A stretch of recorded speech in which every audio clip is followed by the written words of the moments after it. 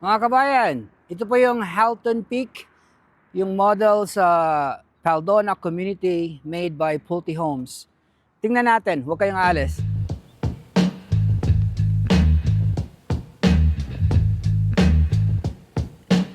Ay, kumusta mga kabayan, mga amigo at saka kaibigan. Hello kabayan, kung bago ka pa lang sa channel na ito o isa ka sa mga bumabalik na manonood, welcome back. Ako si Merloni, isang Pinoy realtor dito sa Las Vegas. Dito sa channel natin, iniikutan natin ang mga bagong bahay sa mga bagong komunidad mula sa mga sikat na builders dito sa Vegas at Henderson. Kung balak mong lumipat magbenta o mag-invest sa bahay dito sa Las Vegas, panoorin mo ang mga videos ko and I hope makakatulong ito sa iyo. At kung gusto mong updated sa mga bagong tours at tips, huwag kalimutang mag-subscribe. Tara, samahan mo ako sa tour natin ngayon. Oy mga amigo at saka mga amiga, mga kababayan, welcome to Las Vegas. Nandito tayo sa Pulte Homes dito sa Paldona Community. Itong community na ito, may may 6 na model. Yung first model nila is yung Alder. It's a 2-story, 1,866 square feet yung living space, 3 beds, 2.5 bath, tapos 2-car garage. So may loft siya, tapos may optional covered patio. And it starts at $541,990. Yung pangalawa naman, yung Halton. It's a 2-story home, 2,034 square feet, 3 bed, 2.5 bath, 2-car garage. Tapos may loft, tapos optional covered patio rin. And it starts at $547,990. Next one is the Barnett. 2-story to, 2,046 square feet, 3 bed, 2.5 bath, 2-car garage. May game room siya, tapos optional yung covered patio sa labas. At saka yung optional suite rin. And it starts at $546,990. Okay? Yung next naman, yung pang-apat is, ang tawag is Halton Peak. Ito, 3-story to siya. 2,708 square feet yung living space. 3 beds, 2.5 bath, 2-car garage, may game room, tapos optional rin yung covered patio sa likod, and then optional bed 4. So it starts at $593,990. Yung pang-lima, tawag is Trafford, Trafford.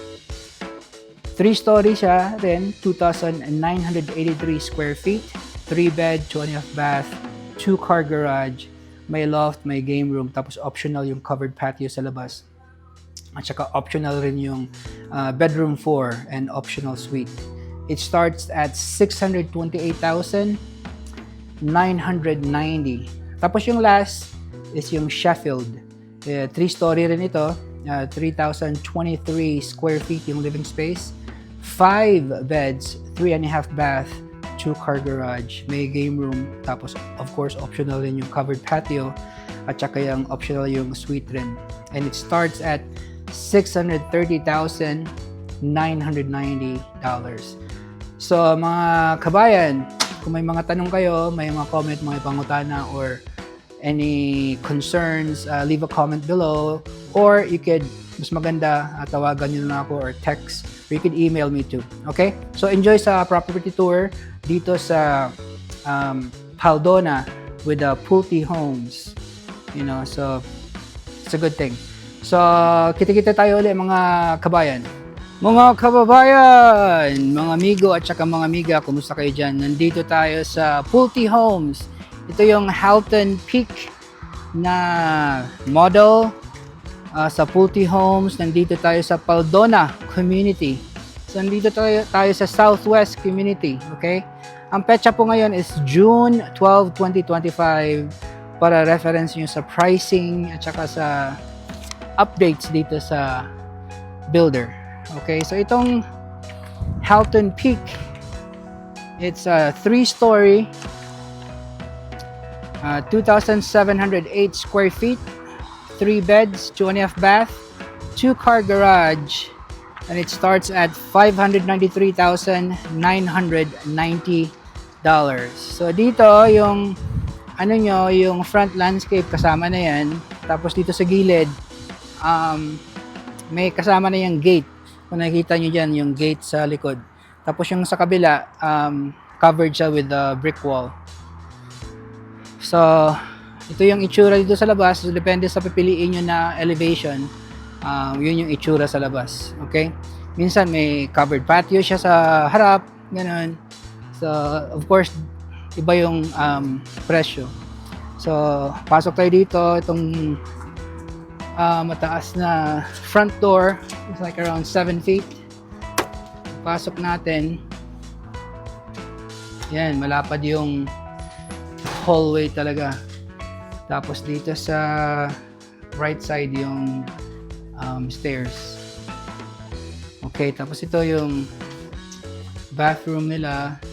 Powder room pero nakasarado kasi yun yung gagamitin sa mga staff dito. So, diretso tayo dito. So, yung sa left side, yung sa garahe, parang sarado rin na yata to. Sarado siya. Itong sa right side, ito yung closet for the jacket and stuff. Sarado rin. Baka may nilagay silang storage. Pero malaki talaga yung hallway niya sa pagpasok. And it's a 9 feet ceiling. Maganda yung fan. Tapos malaki yung windows dyan. Tapos may sliding door doon sa kaliwa. So ito yung family room or living room nila dito sa baba. It's nice. Tapos vinyl flooring. Tapos may rug sila na bumagay sa colors. Tapos may low sofa bed.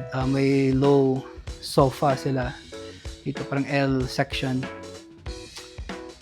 Tapos dito sa gilid, yung kusina, at saka yung dining room. So, open concept talaga siya. Okay, so pasok natin dito. Yung left side, may pantry kaagad. So, good size pantry.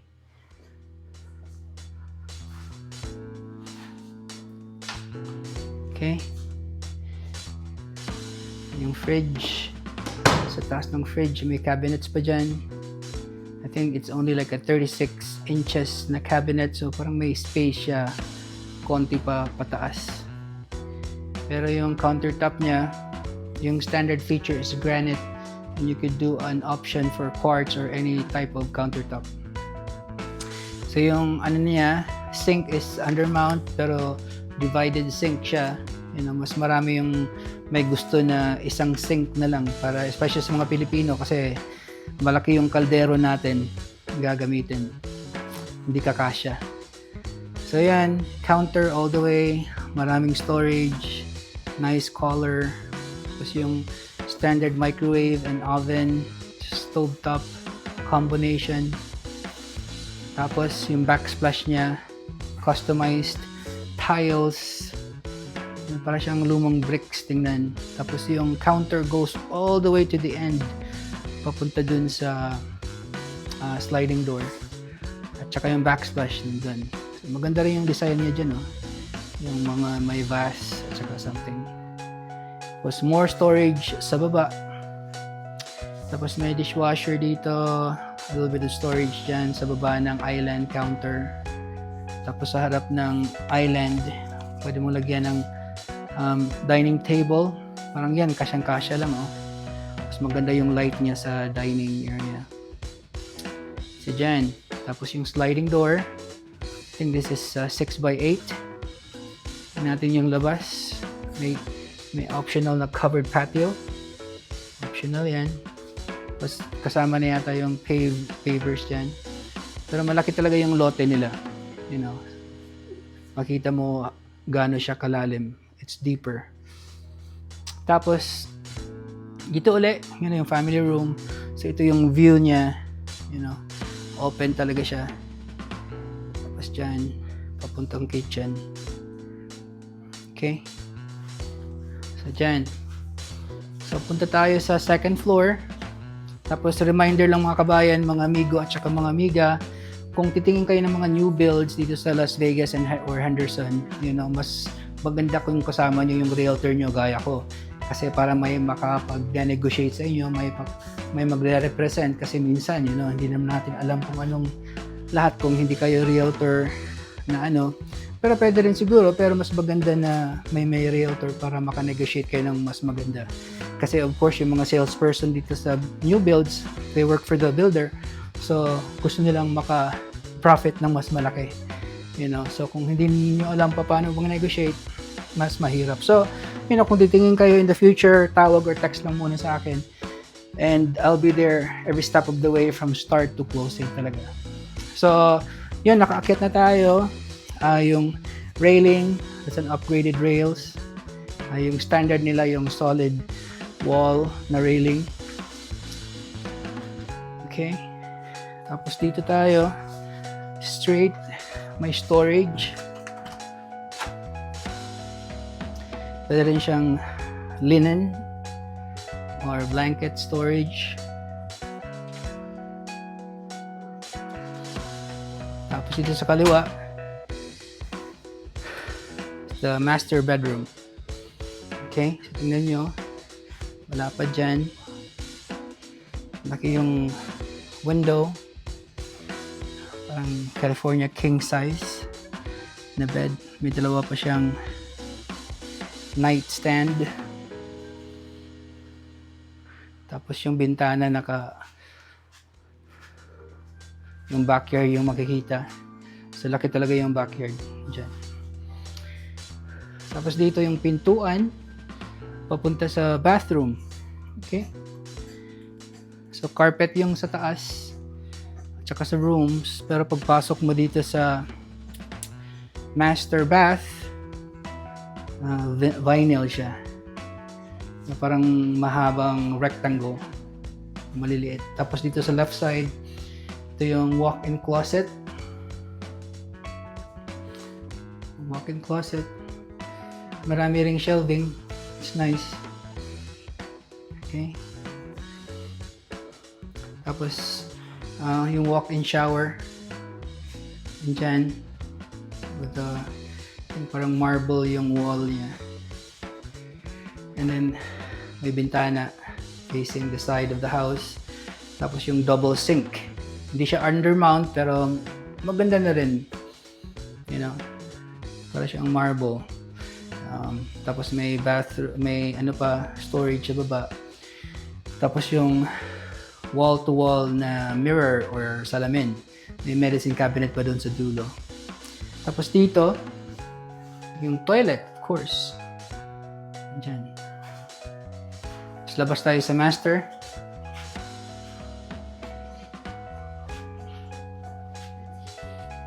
Labas natin.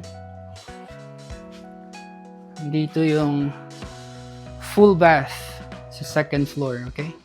So single sink lang siya, hindi siya undermount, pero maganda pa rin tingnan. Tapos yung salamin, tapos yung toilet o casillas, and then yung combo tub with a shower. Okay? Maganda na rin. And then to the right, ito yung third bedroom o second bedroom after the master bedroom. Yan. Ganda. Yung king size bed, salamin nakaharap dyan.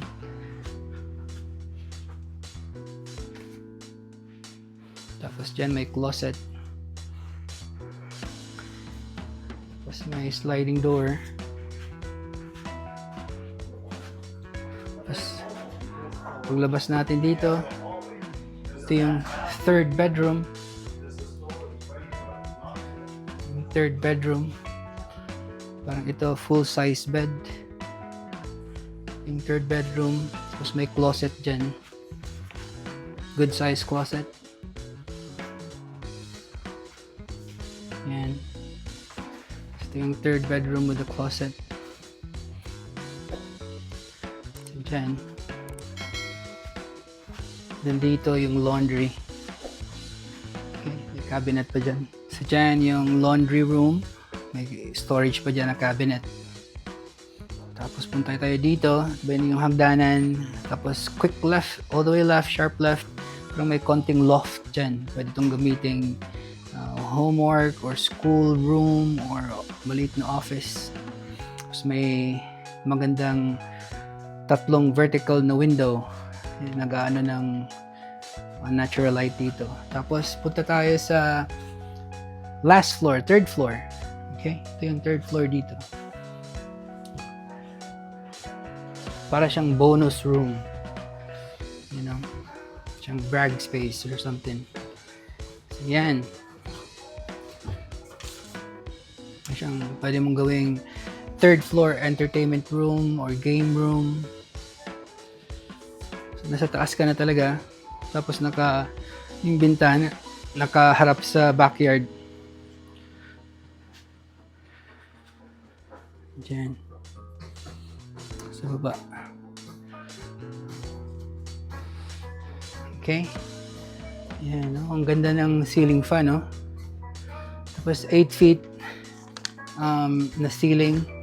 Ito yung access sa attic. Yan, pwede mo lagyan ng magandang decoration dyan. Tapos dito, straight is yung full bath sa 3rd floor. So, single sink, storage, and then yung mirror, full mirror dyan. And of course, yung toilet, casillas, or inodoro, and then yung combo na tub with a shower. Okay? Maganda yan. Tapos, sa gilid nito, ito yung single bed sa 3rd floor. Okay? Ayan.